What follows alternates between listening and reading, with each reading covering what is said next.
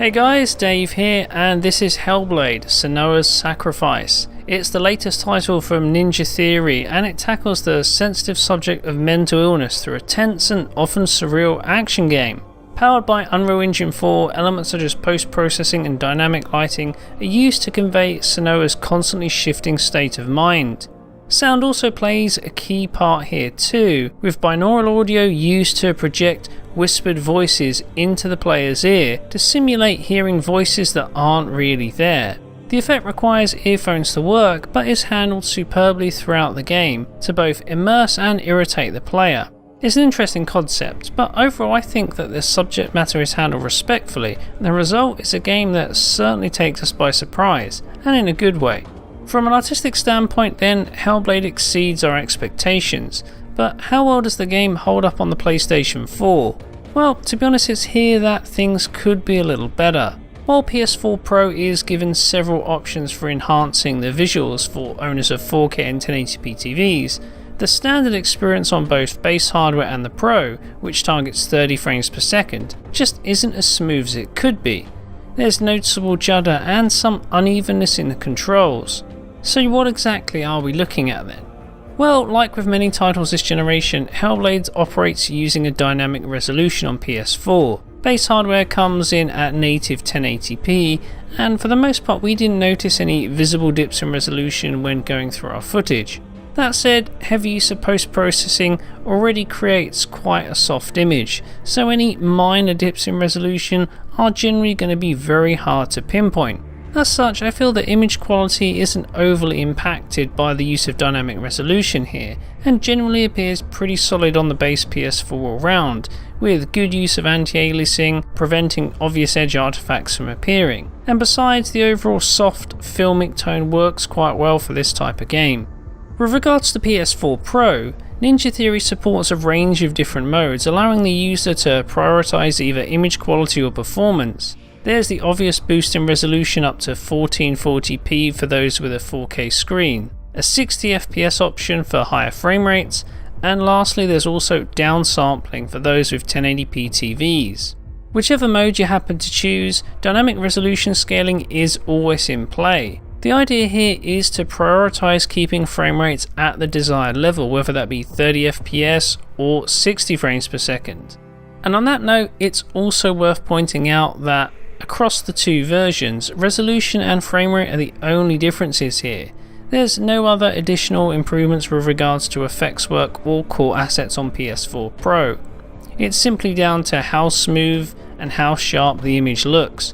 The default mode on PS4 Pro sees the game targeting 30 frames per second, while hitting a maximum resolution of 1440p. I say maximum because the resolution is dynamically adjusted according to rendering load, and this means that we get anywhere between native 1080p and 1440p during gameplay. Although curiously, resolution shifts do tend to occur when there's not much happening on screen, suggesting that the game is pretty demanding even outside of action heavy moments.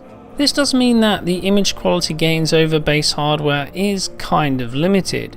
When hitting the full 1440p, the presentation on Pro does indeed look better than on standard PS4 when viewed on a 4K screen. As with other titles that render at 1440p and then upscale to 4K, fine details and edges can appear quite fuzzy, and the results are definitely a step down from games that checkerboard up to 1800p, or even the likes of For Honor, which renders natively at 1440p before using temporal injection to hit 4K. Here I feel that playing in 1080p on a full HD screen is maybe the better option, especially when using the Pro, as the game can downsample from 1440p to improve image quality over base hardware.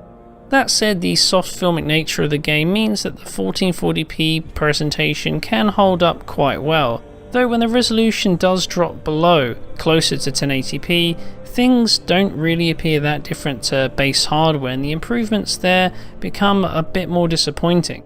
On the face of it, it seems like Ninja Theory might have simply increased resolution on Pro until hitting performance limits. By that I mean until performance started to drop below the level of base PS4, essentially limiting the jump to 1440p and forcing the use of a dynamic frame buffer. And it's quite interesting looking at performance in that regard, because the game is actually running with an uncapped frame rate, and the results between base hardware and PS4 Pro are very similar.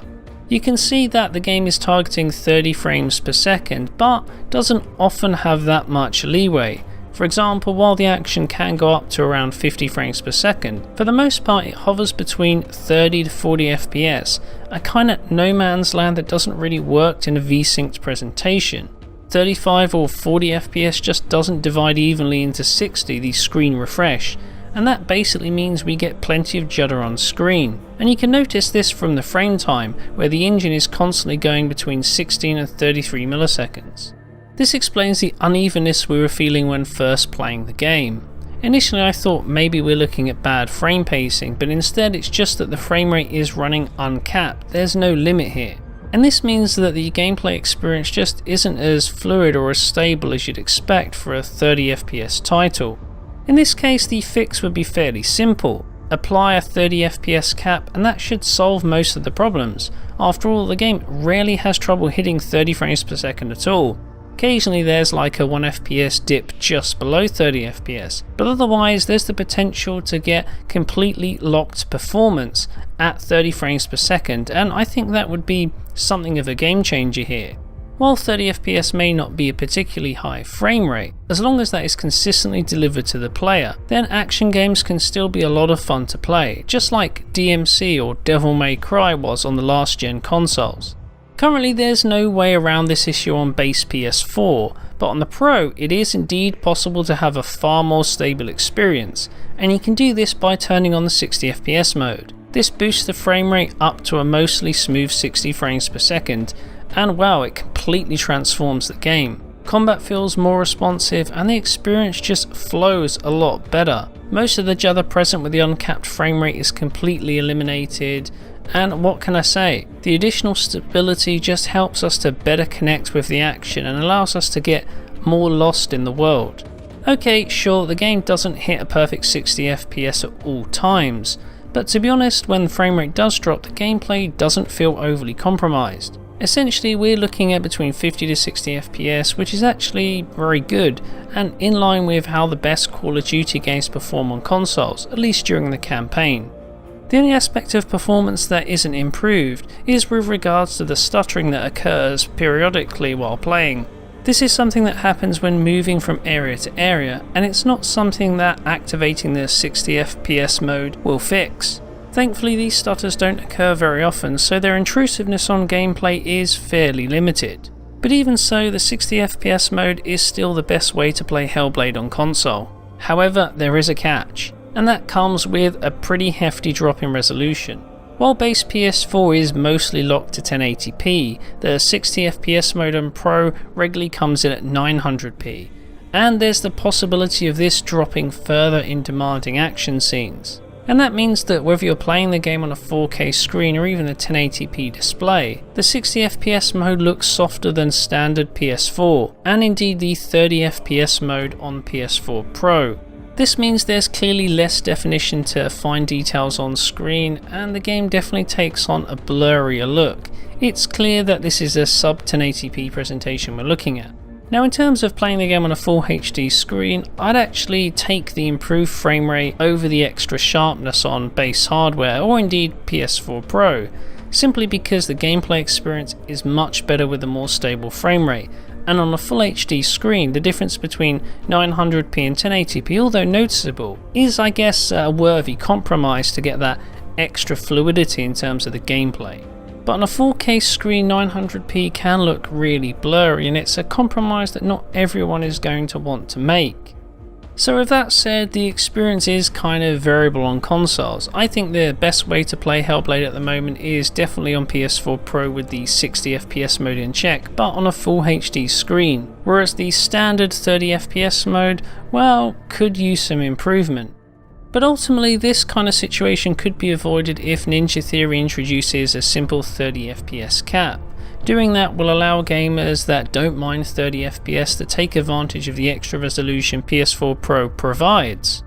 While the up to 1440p may not be a huge boost over the 1080p of the base hardware, it still looks a lot better than say 900p scaled up to 4K. So while 1440p may be disappointing on PS4 Pro, the PC version is said to be incredibly demanding, so it would be interesting to see just how close the PlayStation 4 version actually matches up to that. After all, we've been hearing reports that even a GTX 1080 Ti can't hit 4K 60, and that's something we'll definitely be taking a look at soon. But for now, I think I'll leave it there. I hope you enjoyed this video, and if you did, don't forget to like and subscribe. As ever, thanks for watching, and I'll see you next time.